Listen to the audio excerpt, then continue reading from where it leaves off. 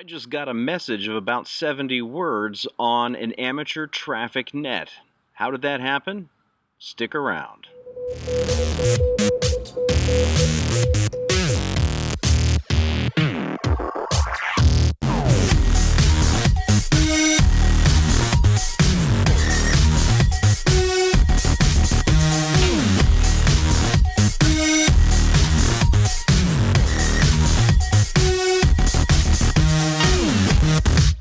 Many people, when looking at the standard radiogram form, will see 25 spaces for words and conclude it's useless. Before even looking to see what they're trying to say, they assume that cannot be said in 25 words. Funny thing about radio communication is that our training can come from many sources, one of which is the classic advice from Strunk and White: omit needless words. Nevertheless, the standard radiogram form does have 25 words, but it's not really a hard limit, and in fact, it never was. If you take a look at examples, there are plenty where you can see messages that are being moved around through the traffic system without any difficulty, sometimes going a few words over that 25-word goal. But what happens when somebody's message is not even close to 25 words? Are we seriously going to say, oh, well, you can't really send a message of that size? No, that's not what we're saying. In fact, it's no problem. If you take a look at the MPG, Methods, Practices, and Guidelines for the National Traffic System, and also governing the independent traffic nets, you're going to see that we can break messages up into groups and make sure that they all get sent out so that they can be reassembled. On an earlier session of the Ohio Single Sideband Net this week, station KC8WH listed 4 for my station. I took those 4, and here we have them: messages 9, 10, 11, and 12. Funny thing is, when you put them all together, what you have is one much larger message, about 70 words. So the fact is that you can go over that number just by a few, and if you have a much larger message, you can break them up into separate messages. We'll talk about why. Before we get into why, though, let's take a look at if we have a much larger message, 740 words. This is a real example of a message that I actually sent out earlier this year. You got to be asking the question, is this really serious? Is this legit? Can you even do that? Whether it's legit is the wrong question. The questions are whether it's effective and what are the problems that you're going to have if you try to move a message of that size. And finally, are there better alternatives? If you answer those questions, then you can make the determination whether it makes sense to move the big message or whether to break it up into groups. Let's take a look at that message in more detail. In fact, there's another version of it that I actually transmitted. This is also legit, complete with mixed case, punctuation, and all of that.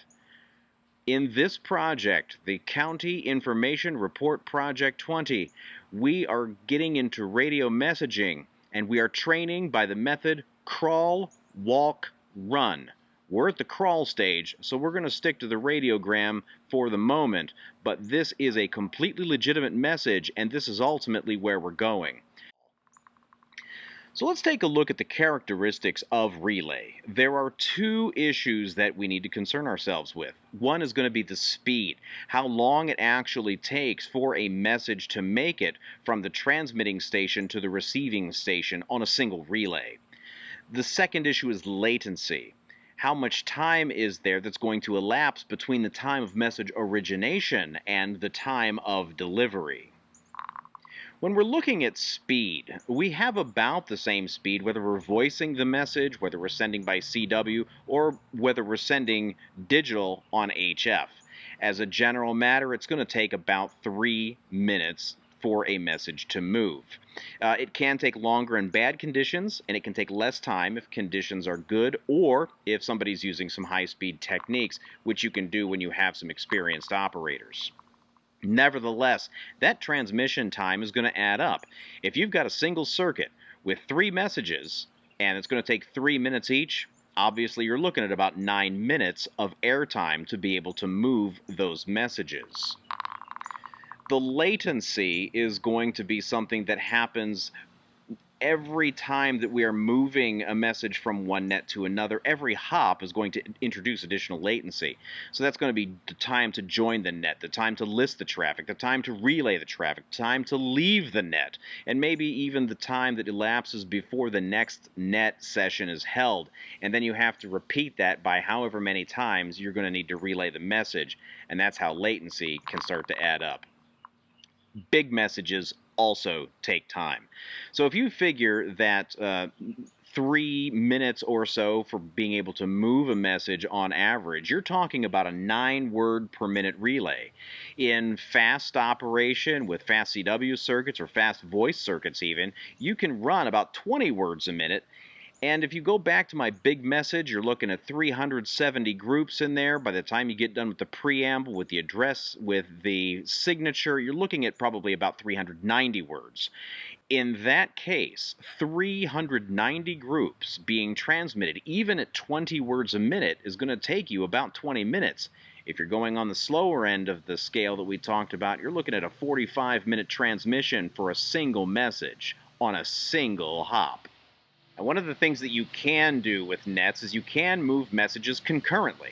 If you've got 3 stations that are bringing traffic to a net, and you've got 3 other stations that can take those messages, net control can send those pairs of stations, the sender and the recipient, off to another frequency. Each of them can go to a different frequency, so instead of having one circuit, 3 messages queuing up, you can have 3 messages on 3 circuits, all going at once. So instead of 9 minutes, you have 3 minutes for total airtime. Now, one big message that's in parts can also move concurrently. If you take that one great big message, and instead of sending it all in one go in 20 to 45 minutes, you break it into pieces, you can actually have the same concept of concurrent transmission parallelizing work for you and make the entire message move faster. So the effective speed of the transmission has increased, even though you're still limited by how fast people can talk or key or write or type. The whole message takes less time to relay. Speed is increased by breaking it into pieces. Effectively, they become packets of the larger message.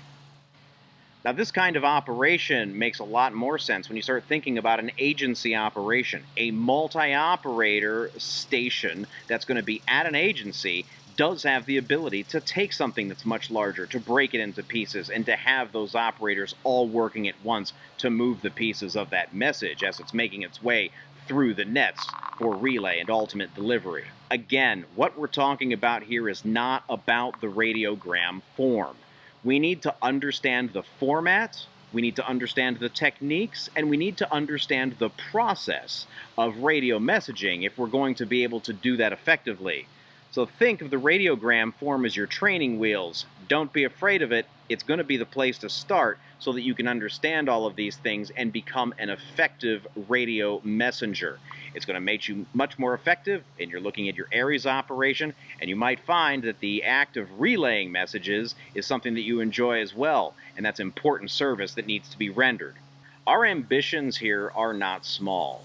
We seek specifically to build a statewide radio messaging system, and that is going to be built up from the foundations that we have in understanding things like handling instructions, understanding precedents, understanding things like how to break messages apart and parallelize, how to encapsulate them, how to send by text rather than attaching large PDFs. All of those are going to be fundamental elements that come together to build an effective radio messaging system that works throughout the entire state of Ohio. So this is a nice demonstration of a technique that I was not expecting to see, but that's one of the great things about this project from my perspective, is that I get to see a lot of what you are doing in making all of the pieces work as you go about accomplishing your objectives, and that's something that I appreciate. I hope that you enjoyed the video. Please do subscribe to the channel and share this if you find it useful. This is Radio KD8TTE, out.